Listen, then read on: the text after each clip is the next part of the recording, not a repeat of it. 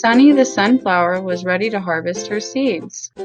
One by one, the seeds dropped to the ground. The farmer picked up the seeds, but sadly, he left one seed named Sammy.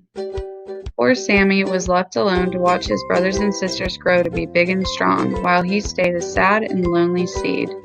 Before we can help Sammy, we need to figure out what materials we need in order to help him grow. Let's examine the items that are important for plant growth. We need a pot, soil, seeds, and water. Let's now recall the difference between a living and non-living organism. A living organism is an animal or plant that grows, takes in nutrients, and reproduces. A non-living organism is an object that does not grow, take in nutrients, or reproduce. Is a flower pot living or non-living? Well, let's see. A non-living organism is an object that does not grow, take in nutrients, or reproduce. Does a flower pot grow, take in nutrients, or reproduce? I don't think so. What about soil? Is soil living or non-living? Remember, a living organism grows. Does soil grow? No, so that means soil is a non-living organism. What about water? Would you say water is a living or non-living organism?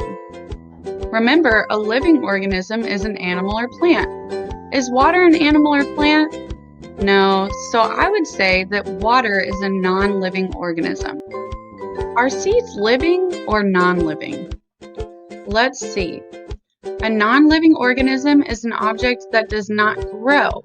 Do seeds grow? Yes, they do. So I would say that seeds are a living organism. Now we can learn how to plant a seed. First, we add soil to the pot. Next, we make little holes to set the seeds in. Now it's time to put the seeds into the holes.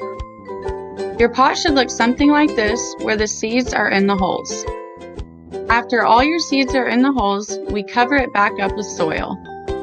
Last but not least, we water our seeds in the soil, and we should water our soil about once a day. Eventually, you will begin to see sprouts. So now we know a flower starts with seeds, then you see emergence, then it becomes vegetative, and then it blooms. Now let's name the different parts of a flower. We've got the roots, which are at the bottom in the soil. We have the leaves, the stem, and the flower.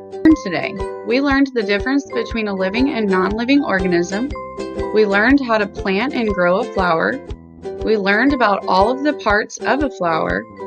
Now I'd like for you to draw your own sunflower with all of the parts we talked about.